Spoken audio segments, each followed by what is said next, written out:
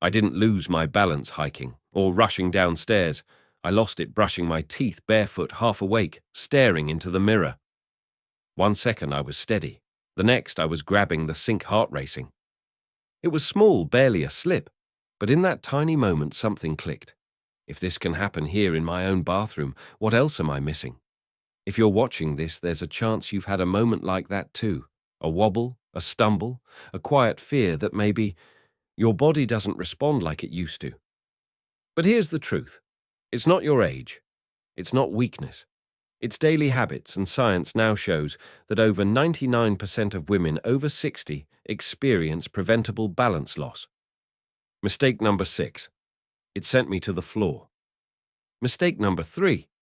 It could be affecting your brain every single night, and you wouldn't even know. So stay with me, because by the end of this video, you'll know 8 small but powerful changes that could help you walk taller, feel steadier, and move through life with confidence again. Mistake 1. Wearing the wrong shoes. I used to think my shoes were harmless. They were soft, cute, easy to slip on. Ballet flats, cozy slippers. They felt like comfort. Until one afternoon I caught the edge of a sidewalk wearing my favorite flats and nearly went face first into a rose bush. It didn't leave a bruise, but it left a warning. As we get older, our feet change, the arch lowers, the padding thins, and our reaction time slows down. But our shoes?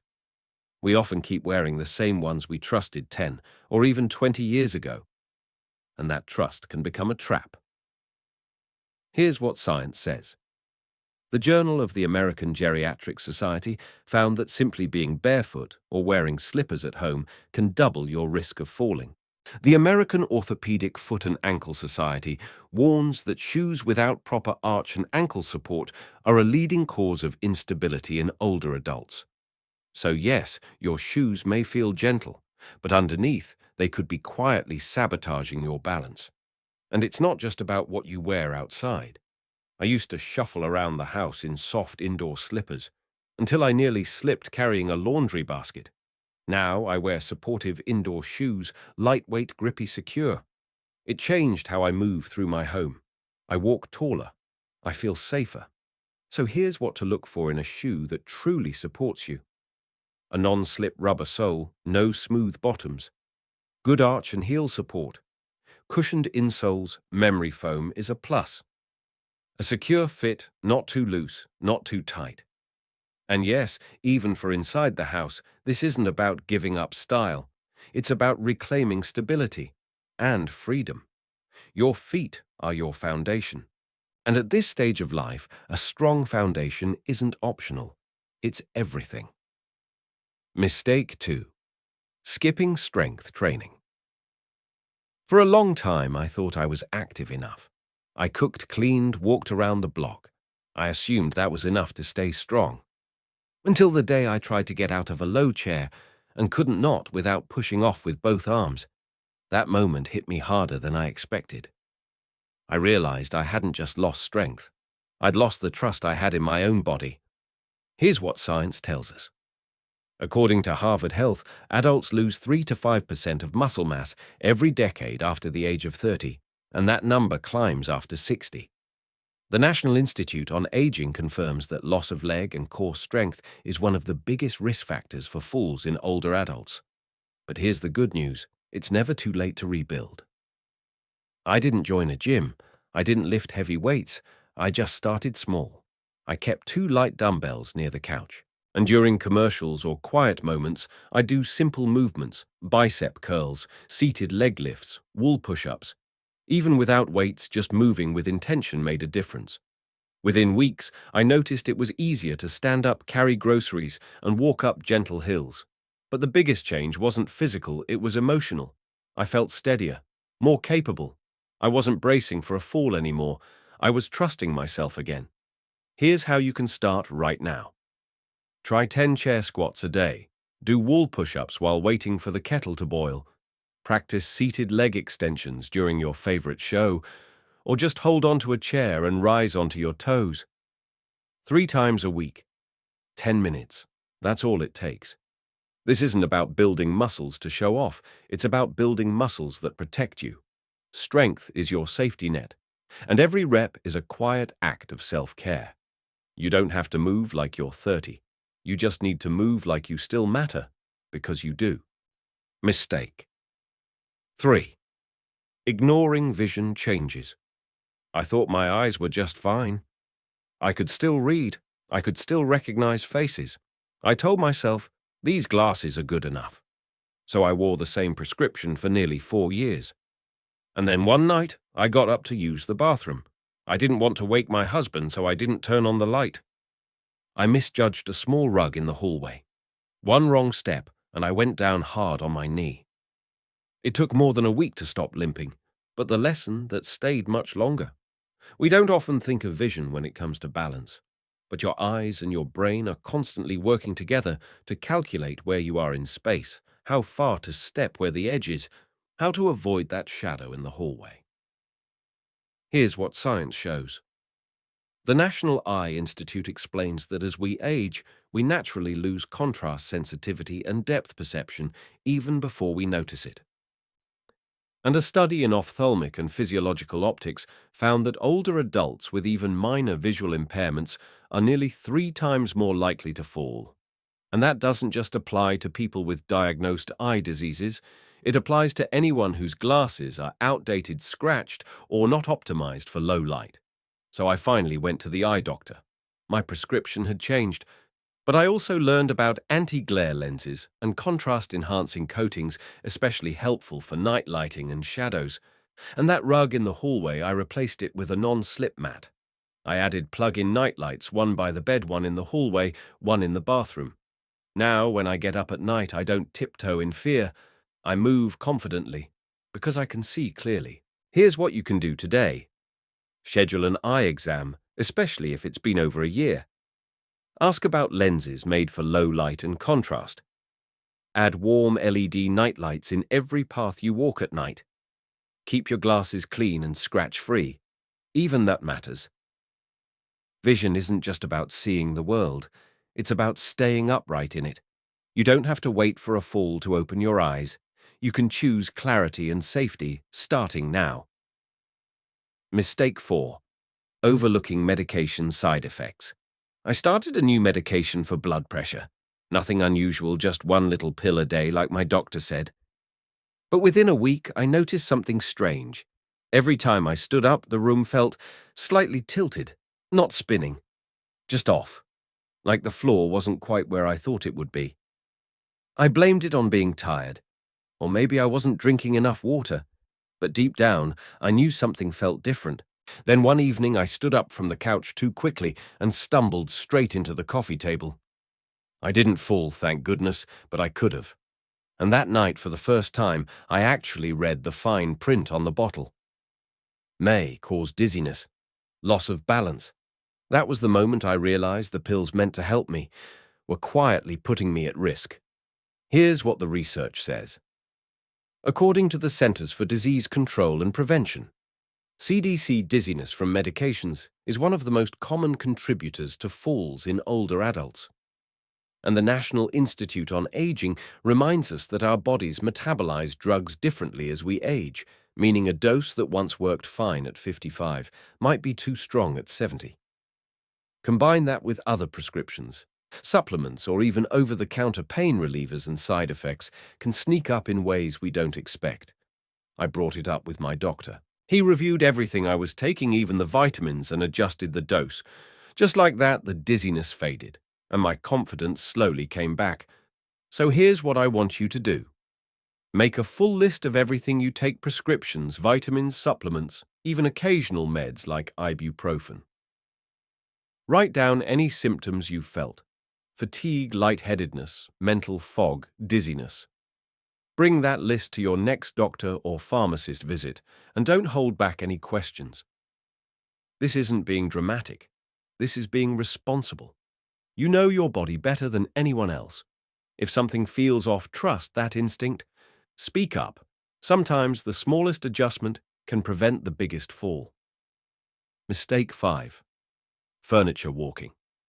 Instead of using a cane, I used to tell myself I was independent. I didn't need a cane. I was still strong, still steady. But one day I noticed something. I wasn't really walking freely through my house. I was grabbing the back of a chair here, the edge of a table there, one hand always searching for something to hold on to. That's when I realized I wasn't moving with confidence. I was furniture walking. At first, it felt harmless. But then came the moment I was carrying a basket of laundry, both hands full, no countertop nearby, and I stepped onto the hardwood floor. I shifted my weight slightly, and just like that, I lost control. I didn't fall that day, but I could have, and it scared me more than I want to admit. Here's what the research says. According to Johns Hopkins, medicine furniture walking is one of the top signs of declining balance and often a precursor to a major fall. And the National Council on Aging emphasizes that using the proper mobility aid like a cane or walker greatly reduces fall risk and increases independence, not the opposite. But I'll be honest, I resisted the idea of a cane. I worried what people would think. Would I look week-old? Then I found one lightweight floral with a soft grip. It didn't feel like surrender. It felt like support. Since then, I've walked taller, moved more freely, and I don't have to rely on coffee tables to keep me upright. So here's what I learned and what I want you to know. If you find yourself reaching out to furniture, even just occasionally, it's time to consider a cane. Choose one that feels good in your hand and that matches your personality. Yes, they make beautiful ones now. Don't wait until after a fall to give your body what it's asking for now. Using a cane isn't giving in.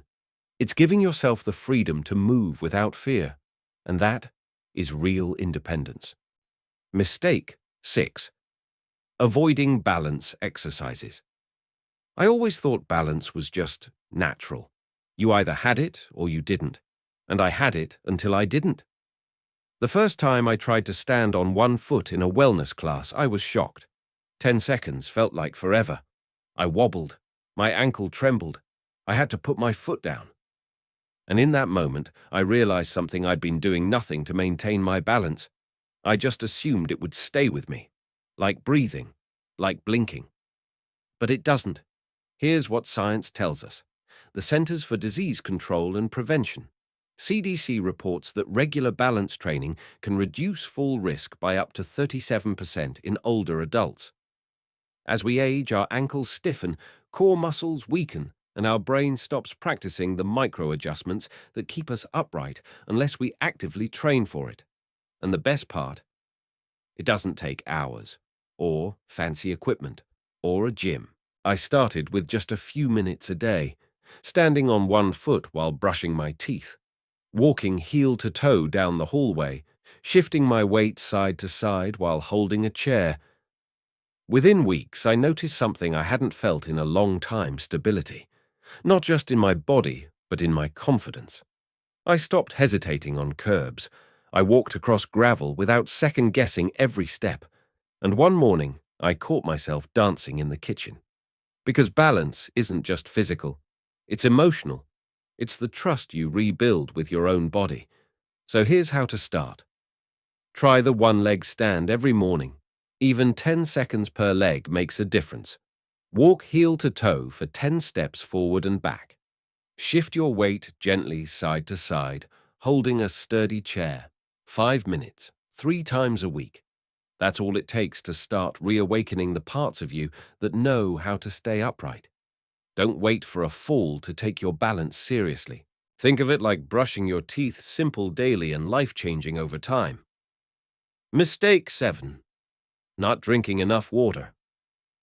I used to think I drank enough water.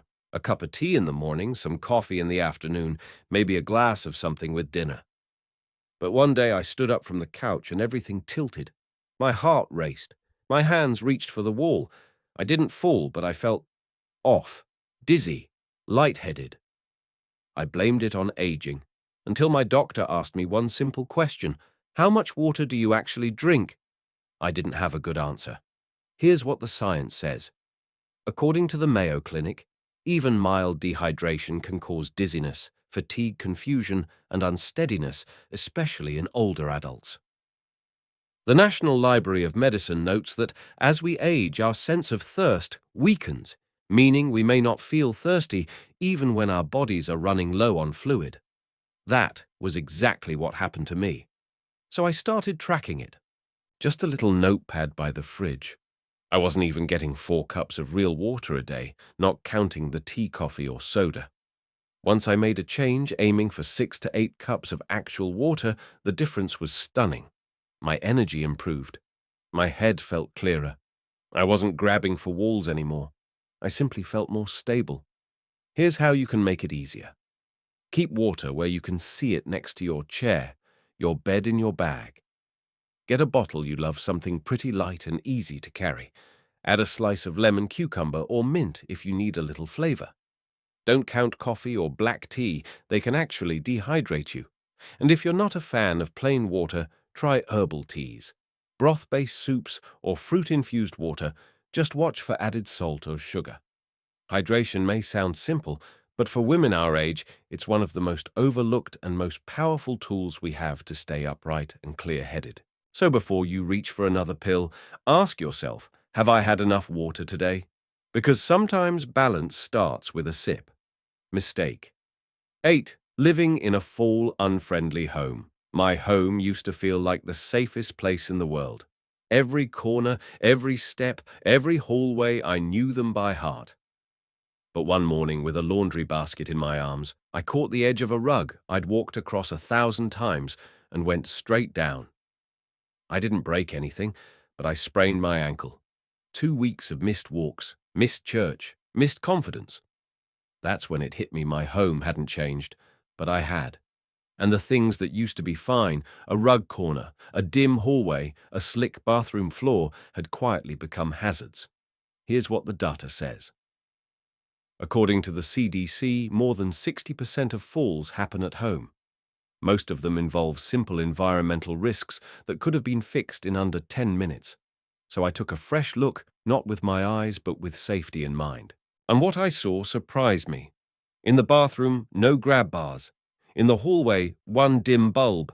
In the kitchen, my most used pans were on a low shelf that made me bend and twist. These weren't signs of carelessness. They were just leftovers from the years when I didn't need to think twice. So I made changes. Small ones. I removed rugs that slipped and replaced them with non-slip mats. I installed a grab bar by the toilet, and in the shower, I swapped the hallway bulb for a motion sensor nightlight. I moved my daily items to waist height, no more reaching, no more crouching. Here's what I recommend you check today. Do any rugs curl at the corners? Are your hallways dark at night? Can you get in and out of the shower without grabbing the towel bar for support? Are electrical cords stretched across walkways? Do you have to bend low to get something you use every day? None of these changes cost me much, but what they gave me was priceless peace of mind. And if someone visits a grandchild, a neighbor, a friend, they're safer too. Because when your home supports you, you can move through it with ease, not hesitation. You're not babying yourself. You're protecting your independence, and there's strength in that. So now you know, it's not just aging. It's not bad luck. It's small habits quietly shaping how steady, how safe, how confident you feel every day. Some of them are simple, like drinking more water or changing your shoes. Others take courage, like asking your doctor about your medication or picking up a cane for the first time. But none of them are signs of weakness. They're signs of wisdom. They're choices made by someone who refuses to be caught off guard. You've carried others for years. Now it's time to carry yourself with strength, with steadiness, and with pride. So let me ask you, which of these 8 habits surprised you the most? Or maybe what's one small change you'll make starting today? Leave a comment, because your story might be exactly what another woman needs to hear right now. And if this video helped you, even just a little tap, like to let me know. It really does help spread the message to more people. And if you want more honest, heartfelt, and practical health advice delivered with kindness and without pressure, subscribe to True Health Way. This isn't just a channel. It's a space for women who want to grow older with clarity, confidence, and community. Take care of yourself. Your future self is counting on you.